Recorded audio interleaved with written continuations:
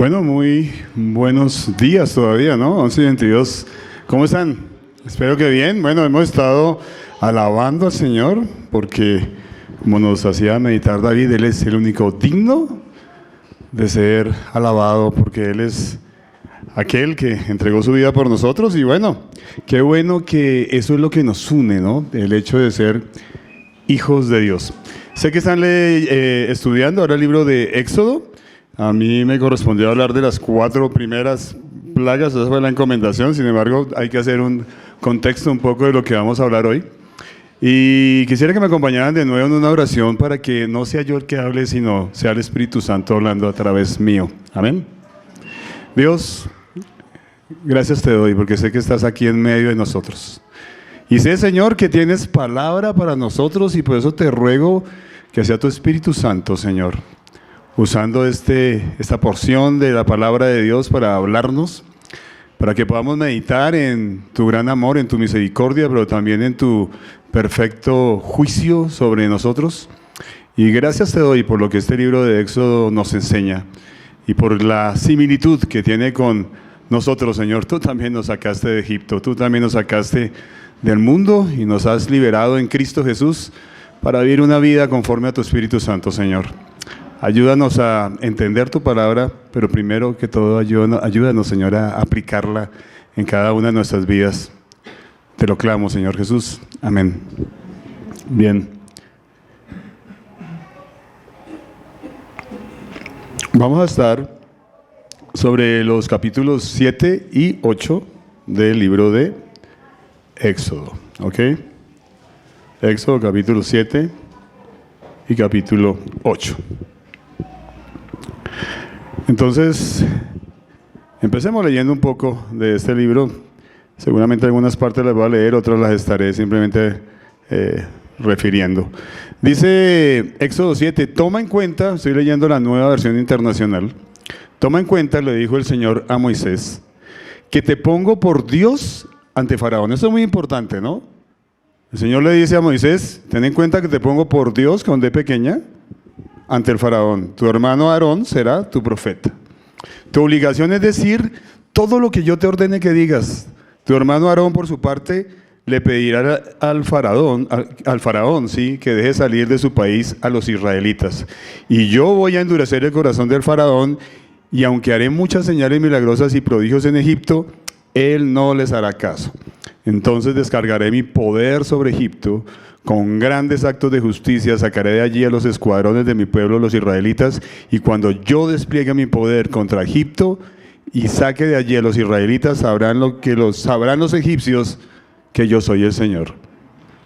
Vuelvo y leo el 5 porque es importante. Y cuando yo despliegue mi poder contra Egipto y saque de allí a los israelitas, sabrán los egipcios que yo soy el Señor. Esto es importante. Sigamos. Moisés y Aarón cumplieron al pie de la letra de las órdenes del Señor. Cuando hablaron con el faraón, Moisés tenía 80 años y Aarón tenía 83.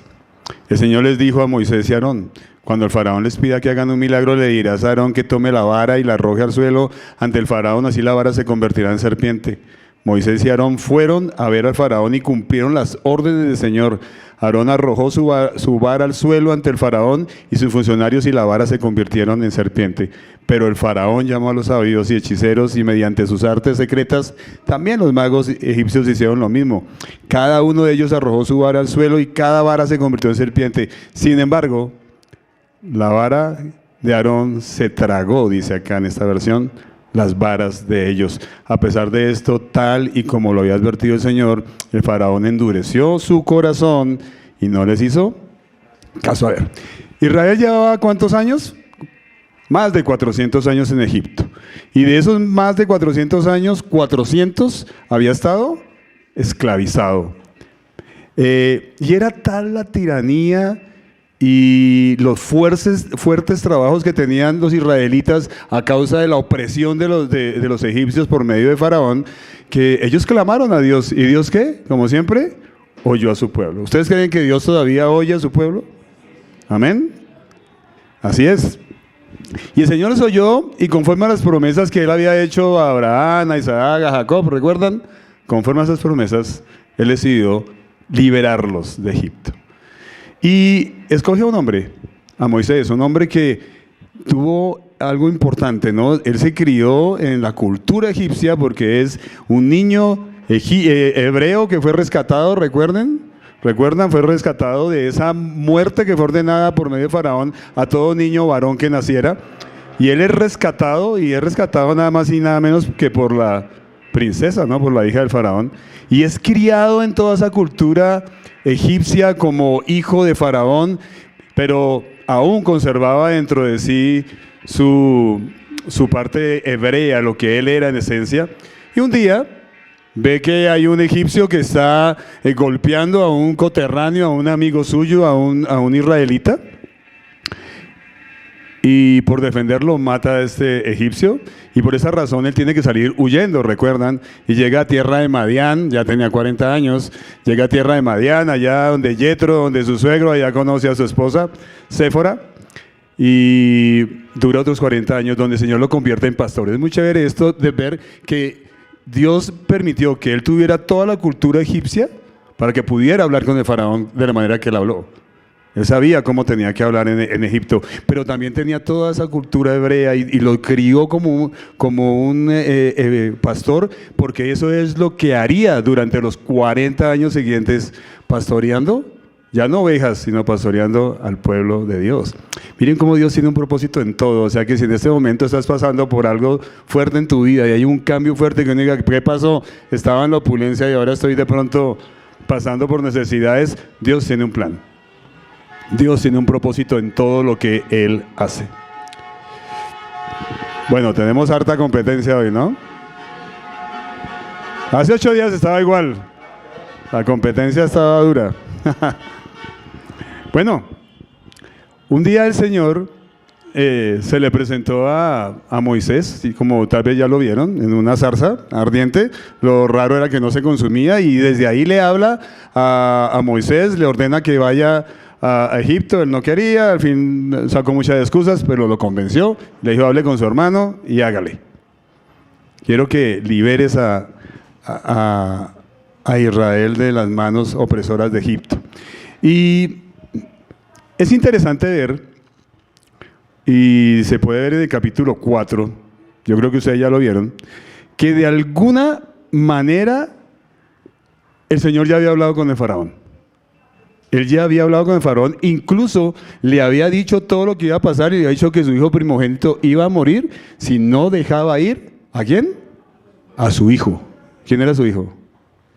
Israel.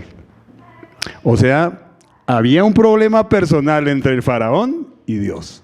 Dios ya le había hablado al faraón y le había dicho, pueden verlo allá en el capítulo 4, que su hijo moriría si no dejaba ir a su hijo Israel. Él ya había advertido esto, que esto sucedería. Y eso me hacía pensar en estos últimos días en tragedias como las tragedias que sucedieron en Armenia, para entrar un poquito ya en contexto de lo que vamos a ver con el terremoto, pero hace nada, ¿no? Precisamente nos fuimos con el grupo de liderazgo a Villavicencio el día que pasamos ahí por el peaje de Naranjal, como a las 2 o 3 de la tarde, no recuerdo, y horas más tarde se vino semejante derrumbe y tapó la vía, ¿no? Y uno ve que a través de estas tragedias que son tan fuertes, podemos ver a un Dios soberano, pero a un Dios que tiene un propósito detrás de esta tragedia, porque si ustedes van a mirar de ahora en adelante y a estudiar las plagas de Egipto, se van a dar cuenta que todas son tragedias desde el punto de vista, hombre, de la naturaleza, ¿verdad? Pero uno de los principales objetivos del Señor cuando suceden estos eventos es mostrarle al ser humano. Y si una tragedia ha pasado en tu vida, porque no tiene que ser un terremoto lo que pasa en tu vida, a veces es la muerte de un ser querido, a veces es un hijo que está en crisis, pueden ser muchas cosas las que puede estar pasando en tu vida. Dios quiere mostrar a través de esto que esos eventos, Él los muestra para mostrar su soberanía y para mostrar que Él es Dios, y que en momentos en que estamos en angustia, en momentos en que estamos en problemas, uno siempre requiere de una ayuda. El problema es que normalmente la gente, e incluso creyentes, recurren ¿a quién? A dioses con D pequeña. Incluso creyentes. Incluso pasa eso, ¿sí? ¿Por qué? Porque cuando estamos bien nos sentimos fuertes, no, pensamos que no necesitamos ayuda de nadie. Es más, pensamos en que los dioses que tenemos nos pueden salvar. Y mira a ver si tienes un Dios en este momento en tu vida cuando es chiquita, que puede pasar, ¿no? Hasta uno mismo se convierte en un Dios, porque estoy bien de salud, porque estoy fuerte, porque nada pasa. Pero cuando vienen las dificultades, es que nos damos cuenta que solo hay esperanza en ¿quién? En un Dios que es Dios de todo poder, y eso es lo que el Señor quería manifestar a través de lo que vamos a ver hoy, es el tema de las plagas. Sin embargo, hay hombres y mujeres con corazones tan endurecidos, pero tan endurecidos, que a pesar de experimentar situaciones difíciles, yo no sé si usted conoce a alguien que ha experimentado situaciones difíciles y que usted le ha compartido el Evangelio, y ni así. ¿Sí le ha pasado? A mí me ha pasado, ¿sí? Han tenido experiencias durísimas, pero ese corazón está tan duro que no acepta. Y es que un corazón endurecido se caracteriza porque, primero, es incrédulo, ¿sí? Segundo, es un corazón que niega a Dios, que niega que haya la existencia de un Dios, es incrédulo, ¿verdad? Es un corazón que dice ser ignorante y que además es indiferente. Porque eso es lo que vamos a ver ahorita en Faraón, ¿verdad? Son de los que dicen, no sé, ni me interesa. Ese es un corazón endurecido. Uno diría, eso no le pasa sino a los mundanos, ¿verdad? Eso pasa con mucho creyente. Le puede pasar. Eso le pasó al faraón de Egipto, ¿no? Quiero que miremos rápidamente una respuesta que da en Éxodo 5:2. Dice en Éxodo capítulo 5, versos 1, dice, después de eso Moisés y Aarón se presentaron ante Faraón y le dijeron, así dice el Señor Dios de Israel, deja ir a mi pueblo para que celebre en el desierto una fiesta en mi honor. ¿Y qué respondió Faraón? ¿Y quién es el Señor? Respondió Faraón, para que yo le obedezca y deje ir a Israel. Ni conozco al Señor, o sea, no sé, no lo conozco, ¿cierto? O sea, ¿qué dice? Ignoro quién es ese Señor, ni voy a dejar ir a Israel. Indiferencia y un corazón cuando está endurecido es indiferente y es así. Dice, yo no sabía, desconozco, ¿verdad? Y recuerden que en el capítulo 4 ya hemos hablado que el Señor ya le había advertido a Faraón lo que iba a hacer, o sea que sí lo conocía. Estaba mintiendo además, ¿no sé? Ahora el Faraón endureció el corazón y el Señor, pues fiel a su carácter, lo abandona y lo va a abandonar, como vamos a mirar ahora, a sus propias concupiscencias. Eso me hacía recordar un poquito de Romanos 1, como 24, cuando dice que respecto a las personas del mundo, que cuando deciden negar a Dios y negar la revelación de Dios, el Señor ¿qué hace? Los entrega. Y uno dice, bueno, eso le pasa al mundano, eso le pasa al que no conoce al Señor. Pero llega un momento en que el corazón de un creyente puede estar tan endurecido por causa del pecado y encallecido por causa del pecado, que el Señor le dice, listo, te abandono. Lo que pasa es que sobre el Hijo de Dios iba a venir disciplina, ¿verdad? Él lo deja un ratico, pero va a venir disciplina. Igual a cualquiera que desobedece la palabra de Dios, sea creyente o no creyente, un día le vendrán las consecuencias de desobedecer la palabra de Dios. Si no lo experimenta en este mundo, el no creyente lo experimentará en el infierno. Amén. Pero un día va a experimentar el juicio de Dios cuando decidimos desobedecer a Dios. Por eso Dios decidió hablar a Faraón, a Egipto y al mismo Israel. Él le habló a Israel también a través de estas plagas. ¿Y qué buscaba? Aquí hay varios objetivos que yo estaba meditando que buscó el Señor a través de las famosas 10 plagas de Egipto. Primero, Él quería demostrarle a Egipto, a Faraón y al mismo Israel, que en 400 años pudo haber olvidado muchas cosas, a adaptarse a la cultura egipcia, que solamente hay un Dios, que no hay más dioses, que el único Dios es Él. Quería mostrar que Él es más poderoso que cualquiera de los falsos dioses que Egipto adoraba. Tercero, quería liberar a su pueblo de Egipto. ¿Para qué? Para iniciar una relación personal con él. Para eso quería liberar a Israel, para iniciar una relación personal con él. Ustedes serán mi pueblo y yo seré su Dios. Cuarto, lo hizo para que Israel recordara quién era su verdadero Dios. Quinto, liberar a Israel para que forjara una nueva identidad, no solamente una nueva identidad para ese pueblo, sino para la generación futura, ¿verdad? La cual sin duda había sido afectada por la influencia egipcia. Sexto, quería cumplir la promesa que había hecho ¿a quién? A Abraham, a Isaac y a Jacob. Octavo, cada advertencia de Moisés a Faraón muestra a un Dios que brinda oportunidades. Eso es verdad. O sea, cada vez que había una plaga, no en todas, como vamos a mirar ahorita, él advertía.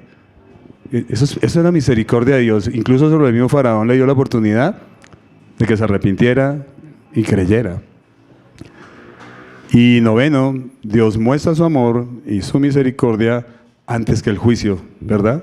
Siempre a ti, a mí, a cualquier persona, sea creyente o no creyente, vamos a darle amor y misericordia antes que juicio. Eso lo vamos a ver más adelante.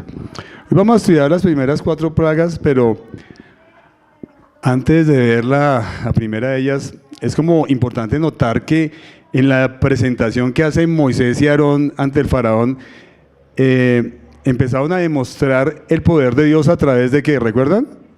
De lanzar la vara esa al piso. Hay algunos estudiosos que dicen, no se convirtió en serpiente, porque al Dios que ellos adoraban y que salía del río Nilo, ¿quién era? El cocodrilo.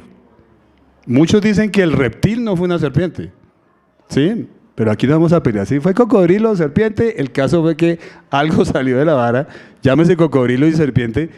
Y aquí lo que vemos que es bien curioso, ese era el dios Tanín, ¿no? Uno de los dioses más importantes de Egipto era el dios Tanín, que era un hombre con cara de cocodrilo.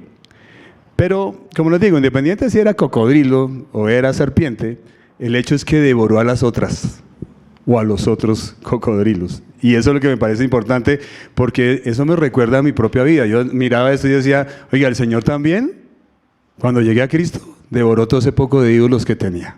Amén. Y hoy en mi vida sigue devorando esos ídolos. Porque no crean que porque usted llega a Cristo se le acabaron los ídolos. A veces usted tiene ídolos en su vida que afectan su relación con Dios. Pero el Señor los sigue devorando, porque Él es más poderoso. Amén. ¿Sí? ¿Y sabes cómo reconoces que tienes un ídolo en tu vida? Yo te lo voy a decir porque a mí me ha pasado. Uno reconoce cuando tiene un ídolo en tu vida porque a uno le duele cuando el Señor se lo toca o se lo quita. Y no sé cómo se llama ese ídolo, se puede llamar dinero, poder, fama, sexo desordenado, salud, físico, qué lindo estoy, ¿verdad? No sé cómo se llame tu ídolo, o puede ser la novia, el novio, no sé, alguna persona. Un juego, un trabajo, un deporte. Hay ídolos en nuestra vida que interrumpen nuestra relación con Dios, y de algo sí te voy a asegurar, si tú eres un hijo de Dios con más razón, ¿no? El Señor lo va a devorar, y te lo va a tocar y te va a doler. Ahí reconoces a un ídolo en tu vida. Hay uno muy importante, ¿no? El orgullo. Ese orgullo que no me deja reconocer cuando he pecado contra alguien, que no me deja reconocer cuando estoy andando mal en Cristo, cuando estoy andando alejado del Señor, no me deja reconocer que estoy mal y por tal razón ni pido perdón ni me arrepiento. Ese es un pero gran Dios que tenemos muchos en nuestra vida, el orgullo, que no permite reconocer que el otro tiene la razón y que yo estoy equivocado. A mí me ha pasado, por eso se los digo, no, por experiencia, no van a decir, aquí el hombre está predicando y no sabe nada de eso. Sí, me ha pasado, pero Dios trata esos ídolos. Bueno, voy a dividir esta enseñanza en 2 puntos prácticos solamente. Solamente 2 puntos, traía unas diapositivas, pero no lo traje en memoria. Ahí va el primer punto, y es que Dios es el único que puede destronar los falsos ídolos que hay en tu corazón. Lo repito, Dios es el único que puede destronar, quitar del trono de tu corazón a esos falsos ídolos que hay allí, ¿verdad? Y el segundo es que Dios va a estorbar la falsa adoración. ¿Dios va a estorbar la falsa adoración? Vamos con el primero. Dios es el único que puede destronar los falsos ídolos que hay en tu corazón. Eso es bien grande, desde Éxodo 7:1 hasta el 8:15. Me gustaría que volviéramos a Éxodo 7 y entráramos de una vez al verso 14. Dice que el Señor le dijo a Moisés: el corazón del faraón se ha obstinado, endurecido, ¿verdad? Y se niega a dejar salir al pueblo. Anda a verlo por la mañana cuando salga a bañarse, espera a la orilla del río Nilo y sal luego a su encuentro. No dejes de llevar la vara que se convirtió en serpiente. ¿Esa vara qué representaba? El poder de Dios. Así pequeñita, pero representaba el poder de Dios. Dile allí: el Señor Dios de los hebreos me ha enviado a decirte, deja ir a mi pueblo para que me rinda culto en el desierto. Como no has querido obedecer, el Señor dice, ahora vas a saber que yo soy el Señor. O sea, usted dijo que no me conocía, me va a conocer. Con esta vara que llevo en la mano voy a golpear las aguas del río Nilo y el río se convertirá en sangre. Morirán los peces que hay en el río y el río va a apestar y los egipcios no podían beber el agua de allí. O no podrán, eso estaba a futuro. Dijo también el Señor a Moisés: dile a Aarón que tome su vara, extienda el brazo sobre las aguas de Egipto para que se conviertan en sangre, no solamente el río Nilo, sino sus arroyos y canales y sus lagunas y depósitos de agua. O sea, todo. Habrá sangre por todo el territorio de Egipto hasta que las vasijas de madera, hasta en las vasijas de madera y de piedra. Moisés y Aarón cumplieron las órdenes del Señor. En presencia del faraón y de sus funcionarios, Aarón levantó su vara y golpeó las aguas del Nilo y toda el agua del río se convirtió en sangre. Entonces ya sabemos que murieron todos los peces del río, no podían beber agua allí los egipcios en ningún lado. Sin embargo, interesante, los magos, los hechiceros con sus hechicerías y trucos, lograron, no sé de dónde sacaron agua, pero de algún lado sacaron agua y la convirtieron en sangre. Lo que es gracioso para mí es que en los pocos milagros que, digámoslo así, entre comillas, que los hechiceros lograron hacer, lo que es gracioso es que acabaron de aumentar el problema. Porque la poquita agua que había buena la convirtieron en sangre, ¿verdad? Para demostrar su poder. Más adelante vamos a ver que no pudieron imitar todo, pero lo pudieron imitar, ¿no? Pero eso aumentó el problema sin ninguna duda. Y como si nada hubiera pasado, el señor faraón dio media vuelta y regresó a Egipto. No se arrepintió. 7 días pasaron después de que el Señor golpeó las aguas del Nilo. Vale aclarar que todos esos eventos que sucedieron en Egipto fueron literales, porque hoy hay teología liberal que dice que fueron simbólicos, ¿no? Pero fueron literales, totalmente ciertos. Algo muy gracioso es que si fuera simbólico, eso hubiera permitido que Faraón dejara salir a Israel de Egipto. No, eso fue real. A él le tuvo que doler para decir, ya no más, váyase. Al final, ¿sí? Y aunque Dios usó la naturaleza, ¿sí?, que Él mismo creó para enviar estas 10 plagas, sin duda, esos fueron hechos sobrenaturales. Fue cuando Dios lo ordenó. Bíblicamente, el faraón siempre ha representado ¿a quién? A Satanás, ¿verdad? ¿Y Egipto a quién ha representado? Al mundo, ¿verdad? Y es interesante que el Señor le dice a Moisés que Él sería un Dios con D chiquita para el faraón. ¿Sí? Y yo creo que sin duda eso fue lo que causó que Faraón lo respetara. Porque, a ver, llega, si así me manden a mí con una vara y con lo que sea, y yo llego allá donde el presidente de la República, le digo, ¿sabe que voy a matar a todo el mundo aquí? Llego y voy a mandar 10 plagas, ¿qué cree que me hacen? Me van desapareciendo. Entonces yo creo que el hecho de que el faraón lo vio como un Dios, lo hizo que lo respetara, porque ellos respetaban cualquier cosa que llamara a Dios. Dice que él lo vio como un Dios y a Aarón como su profeta, ¿no? Y sin duda eso causó temor en Faraón, ¿verdad? Y eso me hace pensar que Dios también hoy día nos permite tener al Espíritu Santo en nuestra vida y que Dios more en nuestra vida, y eso hace que Satanás nos respete, ¿saben? Porque yo sé que muchos han muerto por causa del Evangelio, pero el Evangelio hoy se sigue predicando en el mundo. ¿Y saben por qué? Porque Satanás sabe que contra quien está luchando realmente es contra el mismo Jesucristo, que mora en cada persona que ha creído en Él y que lleva su palabra. Y por eso es que Dios que está en nosotros nos permite sin temor seguir predicando el Evangelio de salvación. Eso debiera motivarnos más. De alguna manera yo creo, esto simplemente lo creo yo, ¿verdad?, que todavía Satanás también, igual que Faraón, nos ve como un Dios con D pequeña y nos respeta. Y por eso podemos, porque el Espíritu Santo mora en nosotros, podemos seguir predicando el Evangelio hasta el día de hoy, predicar esas buenas noticias sin ningún temor. En el verso 14 de este versículo 7, entonces aparece esa primera plaga, ¿no? El río Nilo y todo lo que contuviera agua en Egipto se convirtió en sangre. Dice que hasta los vasos de agua. O sea, si hubiera sido ahorita, usted hubiera ido a su nevera, ¿verdad? Hubiera cogido su vaso y ¿qué le ha salido? Sangre. Tremendo, ¿no? Sí, terrible. Todo esto pasó. Pero el faraón y sus siervos, me gusta ver que fueron advertidos. Al menos en estas, vamos a ver que algunas plagas, ellos fueron advertidos. ¿Pero qué hicieron? Hicieron caso omiso. Eso fue lo que hicieron. Y esa será la misma actitud que el faraón va a seguir presentando durante todo el relato de las plagas. Recuerden que un corazón endurecido es incrédulo, se hace el ignorante y es indiferente. ¿Así éramos nosotros? ¿Así somos a veces nosotros? Porque a pesar de ser creyentes podemos seguir cayendo en esa misma actitud cuando el pecado se convierte en un ídolo en nuestra vida, nos enceguece, nos endurece.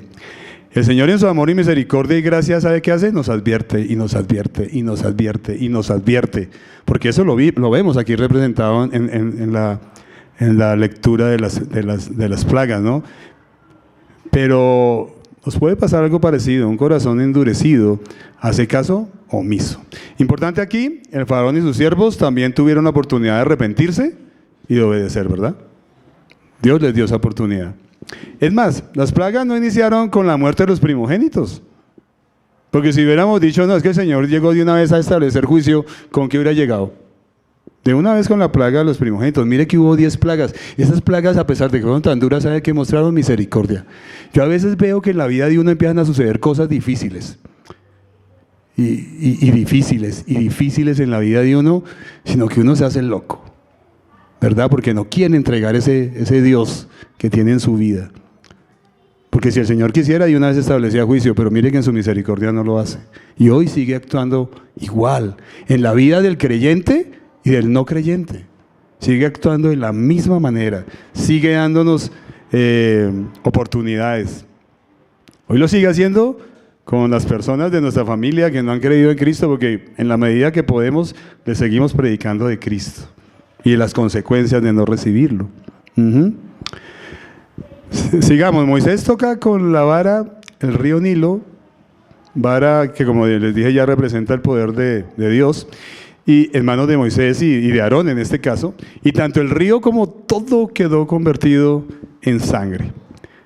Y seamos creyentes o no, siempre la desobediencia a la palabra de Dios va a traer consecuencias, ¿verdad? Y me gusta ver que en ese solo acto el Señor destronó, humilló, derrotó, ¿verdad? Y de alguna manera expuso públicamente a esos falsos ídolos. ¿Sabe cuántos dioses más o menos había alrededor del río Nilo? Muchos, pero principalmente habían 3. Uno que se llamaba Num, que era el guardián del río Nilo. Estaba Hapi, no es que vivía feliz, no. Hapi, ¿sí? Que era uno que era como el espíritu del río. Y estaba Osiris, que es bien conocido, ese dios Osiris, que según la mitología egipcia, el río Nilo era la corriente sanguínea, digamos, de él, ¿no? Era su torrente sanguíneo que era el río Nilo. A mí me llama la atención algo aquí. ¿A dónde fueron botados los niños que nacieron, que recién nacidos, era ordenado que fueran botados al río, ¿verdad? Que por esa razón salvaron a Moisés en una cesta? Los bebés, ¿verdad? ¿Y ustedes creen que ya había habido sangre en ese río que había sido teñido? Ese río vivía infestado de cocodrilos. Y yo imagino que esos niños fueron tragados por los cocodrilos y hubo sangre. Y yo creo que esa era como una factura, ¿no?, que el Señor le estaba pasando. Con NIT y todo. Estaba bien, con la DIAN bien. Estaba todo perfecto. Estaba pasando la factura de lo que Él hizo con los niños israelitas. Es interesante también notar que hay un documento egipcio, eso me parece que es importante, hallado en excavaciones arqueológicas, se llama el papiro de Ippur. Pueden leer sobre él. Es un poema, pero es grandísimo, es un papiro que tiene como casi 4 metros de largo, ¿sí? Se llama Ippur con doble U, lo pueden leer. Y es una narración poética que habla de la caída del imperio egipcio. Y está dicho allí que el río Nilo fue convertido en sangre. O sea, hay algo arqueológico escrito por egipcios mismos, reconociendo que este evento fue real. Pero, interesante, ¿no? Los hechiceros, ¿qué hacen? Imitan lo mismo, ¿no? Obviamente no es la misma escala, pero eso hace que el corazón de Faraón se endurezca. Pero eso también me enseña algo, y es que no todo milagro viene de Dios.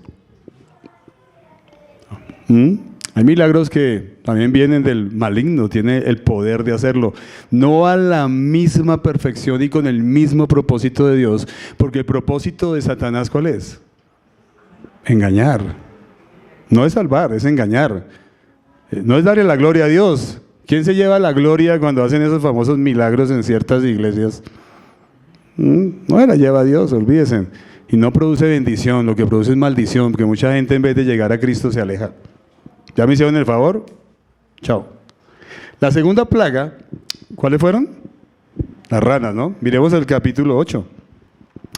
En el capítulo 8 el Señor le ordena a Moisés, ve y adviértele al faraón, ¿cierto?, que si no deja ir a mi pueblo para que me rinda culto, si no lo deja ir, voy a infestar a toda la nación de ranas. ¿A quién le gustan aquí las ranas?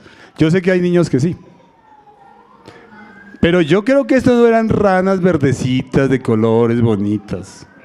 Eran sapos.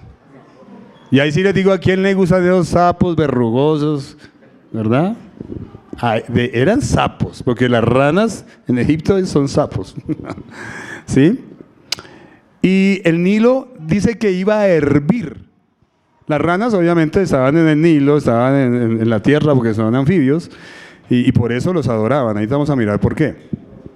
Y el Nilo hervía, dice que herviría y se iban a meter en el palacio y hasta la alcoba y en la cama del mismo faraón y en las casas de todos los funcionarios y del pueblo y hasta en los hornos, o sea, en las estufas donde fuera se iban a meter estas ranitas. Se treparían sobre ti y sobre tu pueblo y sobre tus funcionarios, le dice Moisés.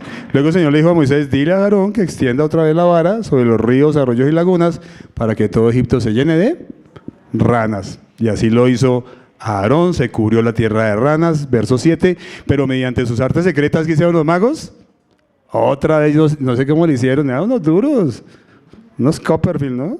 Y otra vez sacaron ranas de ahí, también pudieron hacerlo. Entonces el faraón mandó a llamar a Moisés y a Aarón y les dijo, ruéguenle al Señor, pero esto es importante, a pesar de todo, empezó a tocar el corazón de alguna manera del faraón. Dice, ruéguenle al Señor que aleje las ranas de mí y de mi pueblo y yo dejaré ir al pueblo para que le ofrezca sacrificio. Moisés respondió, dime cuándo quieres que le ruegue al Señor por ti. Le puso hora. por tus funcionarios y por tu pueblo. Las ranas se quedarán solo en el Nilo y tú y tus casas se librarán de ellas. Mañana mismo contestó el faraón, mañana mismo. Así será, respondió Moisés, y sabrás que no hay Dios como el Señor nuestro Dios. Y las ranas se apartarán de ti, de tu casa y de tus funcionarios y de tu pueblo y se quedarán únicamente en el Nilo. Bueno, ahí nos sigue narrando que así lo hizo Moisés, ¿verdad? Y cesaron las ranas, pero ¿qué hizo? ¿Qué pasó con el faraón? Se le olvidó la promesa que hizo.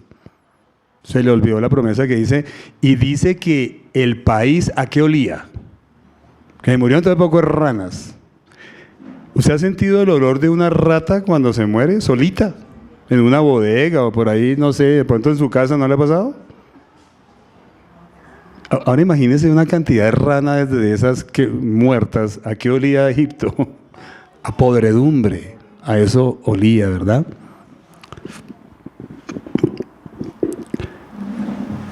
De nuevo el faraón endurece su corazón e incumple la promesa.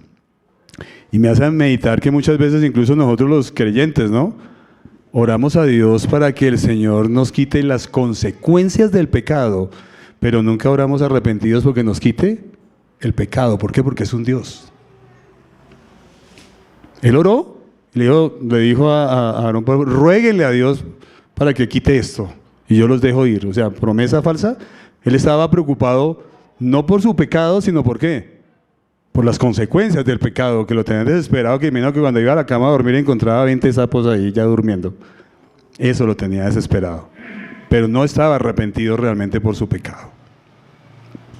Ese dice el Señor, vence y también públicamente expone la falsedad de la diosa Eket, con H y con K, Eket o Heket, que era la diosa de la fertilidad, era como la partera. A ella le daban o le atribuían que era la que ayudaba a que nacieran los niños egipcios, ¿no? Y era representada por una mujer con cara de rana. No era que era chismosa la señora, no, sino era una diosa. Entonces, lo que para los egipcios era una bendición se les convirtió en maldición, ¿verdad? Y otra vez pensaba en lo mismo, pensaba en pronto en el Señor pasando facturas, porque ¿a quién le ordenó el faraón que matara a los niños tan pronto nacieran? A las parteras, y esta diosa era una partera. Ojo, hermano, siempre va a pasar lo mismo con los falsos dioses que adoramos. Un día se nos convierten en maldición. Eso que pensamos que es bendición, llámese como se llame, llámese alguna red social, llámese sexo desordenado, llámese dinero, poder, fama, culto al cuerpo, orgullo, lo que sea. Eso que usted lo considera una bendición en su vida, puede ser su trabajo, su estudio. Si eso se le convierte en un ídolo y ya ni tiene relación con Dios por estar dedicado a ese ídolo, eso se le puede convertir en maldición. Eso pasó con Egipto. Por eso es que es importante, hermanos, que en la soledad de su cuarto, hoy, si quiere, le pida al Señor que identifique si hay ídolos en su corazón que están entorpeciendo una perfecta relación con el Señor. Tal vez esa es la razón. Porque hoy el Señor, a través de esta enseñanza, nos está advirtiendo. Él siempre advierte. Eso es bonito, advierte, advierte, advierte. Él no entra de una vez a matar al primogénito con el faraón. Él lo advirtió 9 veces, advirtiéndole, oye, arrepiéntete, deja ir a mi pueblo. El Señor imparte siempre misericordia antes que juicio, que eso no se nos olvide. Algunos teólogos que les encanta el juicio antes dicen eso, pero no.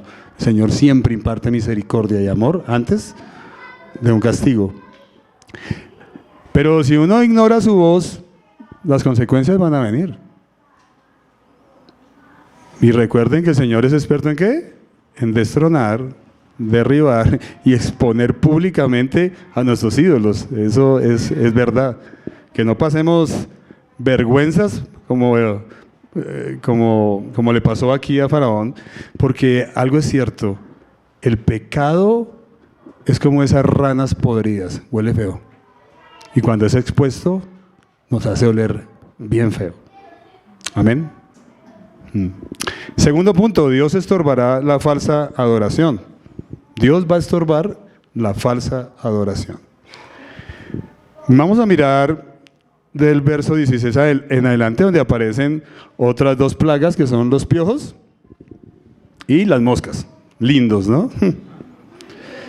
El Señor, claro que no falta el que le encantan las moscas, no sé quién será, pero a mí no, las odio.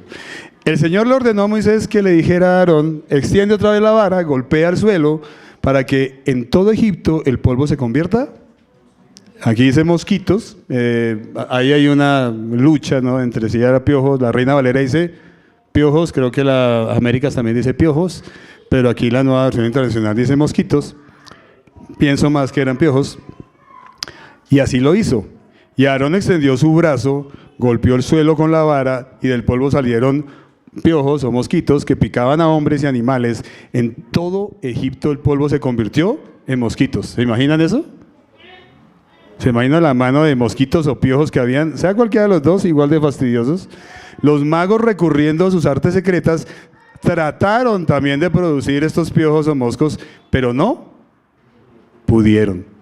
Mientras tanto, los piojos picaban a hombres y a los animales, a las bestias, dice allí en Reina Valera. En todo esto anda la mano de Dios. Mire quién lo admitió: los magos ante el faraón.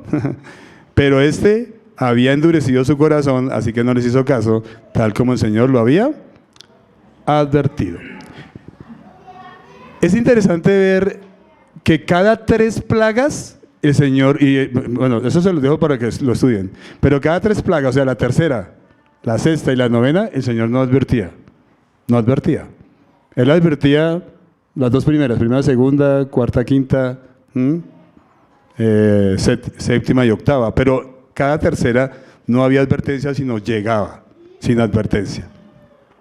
Lo que me enseña que en su amor Él nos advierte, ¿verdad?, del mal que puede sobrevenir, pero en su soberanía puede mandar las cosas cuando Él quiera. Al fin y al cabo ya te había advertido, ¿no? Faraón en su duro corazón pensaba que, yo me imagino que él pensaba, esto en algún momento va a pasar. Porque así somos nosotros, ¿no? Eso en algún momento se acaba la prueba. No le paremos tantas bolas, tengamos paciencia, tranquilidad, no sé qué. Y menospreciamos realmente es al Señor, porque sabemos que estamos cultivando un ídolo, sabemos que lo estamos abrazando, que lo estamos consintiendo. Eso lo sabemos. Eso es igual que nos pasa a nosotros cuando estamos endurecidos por el pecado.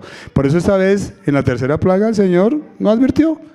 Y vinieron pues los piojos, ¿verdad? Yo creo que eso parecía como colegio de primaria. Me imagino eso, cundido de piojos. ¿Alguno de ustedes ha tenido piojos? Los únicos felices éramos Jairito y yo, calvos. No nos molestaba tanto esa vaina. ¿Sí? Pero esos piojos y las moscas que vendrían, y ese es el punto, iban a estorbar la adoración de los egipcios. ¿Por qué? Porque el culto religioso, si lo estudian, de Egipto, requería una higiene perfecta. ¿En quiénes? En sus sacerdotes. Entonces, ¿qué pasó? Que estos sacerdotes llenos de piojos y más adelante llenos de moscas no podían ofrecer adoración a sus ídolos. El Señor estorba la falsa adoración. ¿Ustedes creen que lo sigue haciendo hoy día? Sí. El día que salimos para Villavicencio, yo pensaba en esto, ¿no? Casi no salimos de Bogotá por la famosa fiesta de la Virgen del Carmen. Y yo muchos años trabajé en el transporte y siempre hacían estas fiestas. Obviamente ya era creyente y no iba, pero al otro día me contaban la historia de las peleas que se formaban después, ¿no? Porque después de andar con el muñequito haciendo pitos y adorando a la famosa Virgen, ¿sí? La de Diomedes Díaz y toda esa vaina. Después de eso termina en borrachera. Y habrá francachela y habrá comilona, dijeron en el Rin Renacuajo. Igual, eso termina en eso. Y eso termina en pelea, casi siempre. Sí, que allá le miró la mujer el uno al otro y allá terminó la vaina en pelea. Y así pasa. Y así terminan esas. Pero eso también me recuerda más adelante, cuando en Éxodo el pueblo de Israel, ¿qué hizo? Adoró a un buey, a un becerro de oro. ¿En qué terminó la cosa? En desorden. Y cuando dicen desorden, creo que hasta sexo desordenado hubo, porque eso es lo que deja entrever la palabra de Dios allí. Entonces el Señor entorpece, como siempre lo ha hecho, entorpece esa actitud. Siempre que el pueblo de Israel, ya siendo el pueblo de Dios, trató de adorar a otros dioses, ¿el Señor qué hizo? Entorpeció. Le mandó a alguien o a un pueblo que lo castigara, a un pueblo donde sintieran la dureza y otra vez volvieran a mirar ¿a quién? Al Dios verdadero. Porque el propósito de todo esto siempre será que volteemos a mirar al Dios verdadero. En los jueces lo podemos ver. Se arrepentían, lloraban porque habían estado adorando a otros dioses y llegaba Dios, los liberaba y al ratico otra vez estaban adorando a dioses. Así somos. No, esos dioses, dice, esos jueces, dice uno, no, es el colmo ese tiempo los jueces. Uno igual, cuando está bien se le olvida y vuelve otra vez a aquello que le ha traído tristeza a su vida. El problema es que se te empieza a endurecer el corazón y empieces a perder incluso las cosas que más amas por culpa de eso. Dios entonces actúa igual hoy. Él estorba la falsa adoración. Y vuelvo y repito que pensaban en esa fiesta que casi no salimos de Bogotá y después ahí en Puente Quetame estaban también bombas azules y blancas celebrando y en la noche, no sé, pero son cosas que uno dice, wow, tremendo. Es más, yo digo, un país tan idólatra como Colombia, un país donde se ha vivido tanta idolatría, de razón que tenemos la violencia que tenemos hace más de 60 años. De razón. O sea, antes el Señor ha sido misericordioso, que aquí todavía podemos predicar el Evangelio y que todavía seguimos viendo personas que son salvadas por la sangre de Cristo de ir al infierno toda una eternidad. De verdad que eso es la misericordia de Dios. Eso es lo que aprendemos a través de lo que estamos leyendo. Esa misericordia del Señor que nos advierte y algunos hemos podido, por el Espíritu Santo, ser convencidos, oír la voz de Dios y llegar a Cristo. Pero aún hay mucha idolatría en este mundo y en este país principalmente. Y si pasa lo que pasa, estoy seguro que Dios está detrás, como Dios soberano. Y lo que busca, estoy seguro, en lo que pasó allí en Puente Quetame, en donde pase, es el corazón del hombre. Para que vuelva a Dios o para que conozca a Dios. Porque también pueden estar diciendo igual que el faraón, yo no sé quién es ese, no lo conozco. Muchas veces las personas cercanas, porque en esta mire que los hechiceros dijeron, esto es hecho por el dedo de Dios, dice la Reina Valera, esto es hecho por el dedo de Dios, o sea, esto es de Dios. Ya nosotros no pudimos imitarlo, esto ya, o sea, ellos sí reconocieron, y el faraón no reconoció. Faraón no reconoció, siguió con su corazón endurecido, y yo creo que, miren hermanos, de verdad, a veces se los digo porque me pasa a mí, me ha pasado, le ha pasado a hermanos que conozco, donde vienen a veces los más cercanos, amigos en Cristo, y te advierten, hermano, yo te veo mal. ¿Y qué pasa con uno? Ese man tan metido, ¿sí o no? ¿Para qué se mete en mi vida? Yo veré lo que hago con mi vida. Pero es Dios advirtiéndonos, es que de verdad el amor de Dios y la gracia de Dios es grande. O sea que por eso les digo, abramos más el oído y tengamos un corazón más sensible, menos orgulloso, donde dejemos la terquedad y oigamos la voz de Dios y volvamos a Él. Amén. En Éxodo 8, 20 al 32 ya nos narra la cuarta plaga, las moscas. Y Moisés le advierte al faraón que Dios va a enviar, dice allí, pueden verlo, dice que va a enviar toda clase de moscas. O sea, no dijo moscas, dijo toda clase de moscas. Cuando ustedes miran eso en el hebreo, la palabra que se traduce al español es enjambre. ¿Qué es un enjambre? Eso es una mano o sea, puede ser que eso había moscas, avispas, de todo había ahí. Toda clase de moscas, de esas azulitas, ¿sí les parecen chéveres? ¿Sí? Ya saben dónde nacen todas esas moscas, ¿no? Las moscas nacen principalmente de lo que se está pudriendo o del estiércol. De ahí nacen las moscas. Ahí es donde la mosca pone sus huevos. ¿Mm? Siempre el tema de la mosca nos da una sensación de suciedad. Siempre nos da una sensación de muerte. Aunque aquí no nos dice que esa era una diosa, la diosa mosca, ¿no? Sin embargo, sí más adelante nos habla que Baal Zebub, el señor de las moscas, era adorado ¿en dónde? En Filistea, ¿no?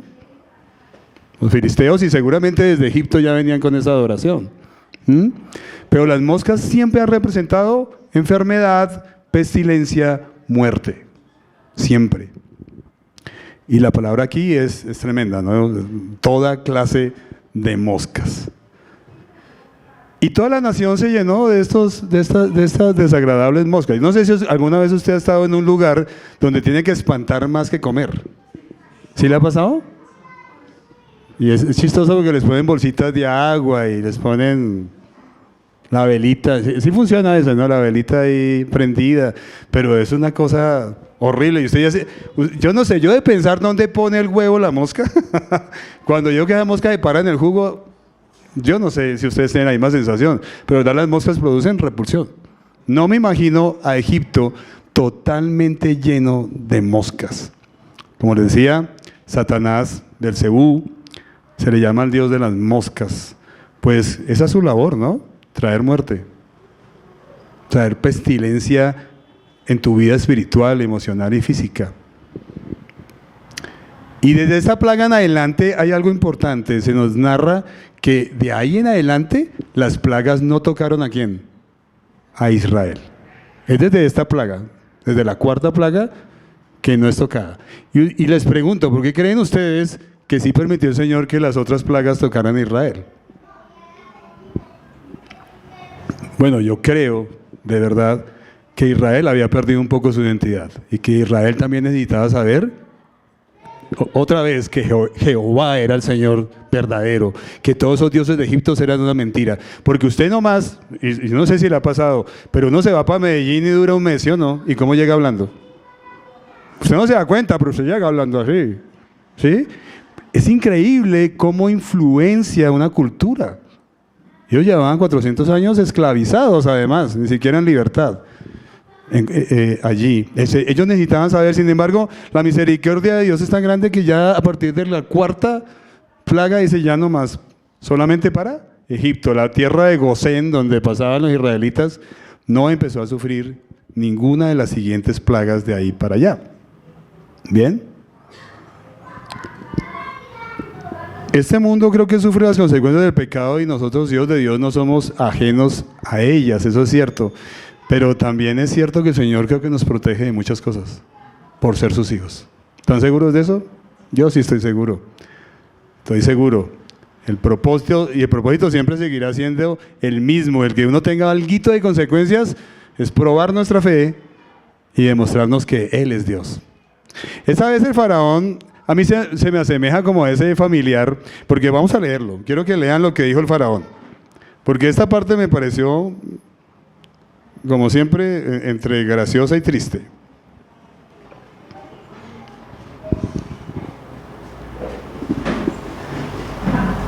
El faraón respondió: tenemos que hacer un viaje, en verso 27, de 3 días hasta el desierto para ofrecerle sacrificios al Señor nuestro Dios, pues así lo ha ordenado. Y el faraón respondió: voy a dejarlos ir para que ofrezcan sacrificios al Señor su Dios en el desierto, con tal de que no se vayan muy lejos y de que le rueguen a Dios por mí. Otra vez, pidiendo oración. ¿No se parece a ciertos familiares, no? A usted sí lo oye Dios. En cuanto salga yo de aquí, le aseguró Moisés al faraón, rogaré por ti al Señor, y de aquí a la mañana los tábanos o moscas se habrán apartado de ti y tus funcionarios y de tu pueblo, pero tú no debes seguir engañándonos ni impidiendo que el pueblo vaya a ofrecerle sacrificios al Señor. Algo importante es que le había dicho: listo, te dejo ir, pero si no sales de acá. Y faraón le dice: no, tenemos que salir de acá. O sea, no podemos adorar aquí, porque si adoramos aquí, la misma gente de Egipto nos va a matar por estar adorando a un Dios diferente a los de ellos. No, tenemos que salir. Y esa parte me parece importante. Esta vez el faraón, les decía, se me asemeja a ese familiar o amigo, no sé si a usted le conoce alguno al que uno le anda compartiendo de Cristo e invitándolo a la iglesia o invitándolo a un discipulado, ¿cierto? Y cuando experimenta alguna tragedia, ¿qué pasa? Lo busca usted, le dice, oiga, sí, como que yo quiero iniciar ese estudio. Sí, de pronto yo paso por la iglesia un día de estos, pero ore por mí. ¿No le ha pasado? A mí se me parece a ese familiar o a ese amigo. Vayan recordándolo ahí. Pero apenas pasa la prueba, porque tal cual nunca dejó de ir a Israel. Hasta este punto no lo dejó ir de Egipto. El hecho de que Moisés esta vez y otras más adelante no acepte, porque lo vamos a ver más adelante, hay una parte, pero no me quiero meter en eso porque lo predicará otra persona. Él dice, listo, vayan, pero dejan a sus mujeres y sus niños. El Señor dice, no, aquí no vamos a dejar nada. Pues dice, vayan, pero dejen a su ganado. Dice, no. Y dice Moisés, ni una pezuña se va a quedar aquí en Israel. ¿Y saben qué me habla a mí esto? Que usted nunca puede adorar a Dios si todavía está en el mundo. Si usted está todavía metido en el mundo, si usted no ha sido un hombre que nació de nuevo, olvídese que usted puede adorar a Dios. Usted necesita ser liberado del mundo para que tenga una verdadera adoración al Señor. Eso es lo que nos enseña acá. Y hay algunas personas que de verdad no adoran perfectamente. ¿Por qué? Porque todavía tienen un pie en Egipto. Ese es el gran problema. Solo cuando salimos del mundo es que podemos vivir para Cristo. Amén. Bueno, terminamos. Hasta la quinta plaga se nos dice que el faraón endureció su corazón, pero a partir de la sexta fue Dios quien se lo endureció. A mí eso me parece, yo creo que nunca lo había analizado, la verdad. Hasta la quinta plaga es Él el que endurece su corazón, pero en la sexta el Señor es el que le endurece el corazón. Y vuelve y me recuerda a Romanos 1:24, el Señor le entrega a su concupiscencia y a su maldad al que definitivamente decide no obedecerlo. Incluso para nosotros los creyentes, todo endurecimiento del corazón, mire, inicia con una pequeña cosa. Empieza con un video chiquitico que usted ve. Empieza con una conversación con esa persona que le pareció bonita. Empieza con una pequeña cosa, con un tintico, con un cafecito. Empieza con una pequeña muestra de orgullo al no reconocer su pecado. Empieza con pequeñas cosas, pero ¿sabe qué? Eso va en escala, igual que el faraón. Y su corazón se va endureciendo y se va endureciendo hasta ponerse como el diamante, donde ya no acepta la palabra del Señor, y ahí es cuando viene el juicio. Faraón, como van a ver ustedes más adelante, esa fue su actitud y tuvo que sufrir la muerte de lo que más amaba a él, su primogénito. Para entonces entender, solamente entender no, dejar ir a Israel porque a la final nunca entendió. Lo que es triste es que un creyente puede, como uno, puede llegar a eso, a encallecer su corazón al punto que el Señor algún día le traiga una tragedia a su vida y uno entienda, Dios mío, esta es la consecuencia de lo que yo he estado cultivando y he ido creciendo. Y a veces tiene que llegar algo muy grande en la vida de uno para uno entender y decir, sí, realmente esto es consecuencia de lo que yo he estado cultivando durante años. Y estas predicaciones son chéveres si uno las lleva a la práctica. Realmente no tiene ningún valor pensar que hubo ranas y que hubo moscas, si no entendemos que en nuestra vida también pueden llegar ranas y moscas y mosquitos y piojos y cosas peores cuando persistimos en tener dioses que aunque parezcan inofensivos, van a traer esa maldición sobre mi vida. Y por eso mi pregunta sigue siendo la misma: ¿cuál es el Dios que estás cultivando hoy? Pregúntate un momento eso. ¿Cuál es el Dios que estás cultivando y al cual a todo momento te niegas a dejar? Y lo reconoces fácil. Si te duele cuando te lo tocan, ese es tu Dios. El más común, el orgullo, que no me permite reconocer mis fallas, ¿no? Algún día Dios va a derrotar y va a evidenciar públicamente a nuestros ídolos y si lo hace con el mundo, a nosotros también. Nos va a estorbar cuando estemos adorando a esos ídolos y va a demostrarnos al final que no hay otro Dios como Él y tenemos que rendirnos ante Él y tenemos que mostrar que solamente en Él tenemos esperanza de vida, no hay otro. Y esa es la invitación que el Señor nos hace hoy a través de esta enseñanza. No sé si hay alguien acá que todavía no ha entregado su vida a Cristo. Hoy es el día de que usted reconozca que es pecador, que eso lo tiene alejado del pecado, de que deje el orgullo a un lado y en humildad reconozca que Cristo murió por usted. Y que no solamente murió, que resucitó y venció la muerte, y por eso le puede prometer a usted vida eterna. Amén. Señor, te doy gracias por tu palabra. Gracias por lo que tú nos enseñas en este libro de Éxodo. Realmente, perdónanos, somos a veces muy parecidos al faraón y a Egipto. Hay momentos en nuestra vida que, a pesar de que ya el Espíritu Santo mora en nosotros y que somos tus hijos, tendemos a cultivar ídolos en nuestro corazón. Yo te ruego, Señor, que nos reveles. Si hay algo, Señor, que entorpece, puede ser algo sutil que existe en nosotros, Señor, y que está entorpeciendo ese primer lugar que debes tener tú en nuestro corazón.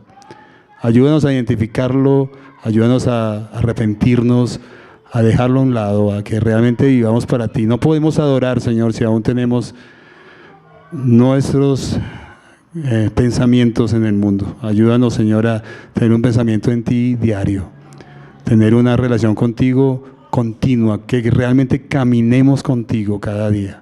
Yo sé que no es fácil, Señor, por eso te clamamos para que tú, a través de tu Espíritu Santo, nos fortalezcas para permanecer en ti, como la rama permanece unida a la vid y es la única manera en que lleva fruto. Así queremos llegar a estar permaneciendo en ti cada día, Señor, y derrotar a esos ídolos y adorarte solo a ti, Señor Jesús. Te lo pido y te lo ruego en tu precioso nombre, Señor Jesús. Amén. Muchas gracias.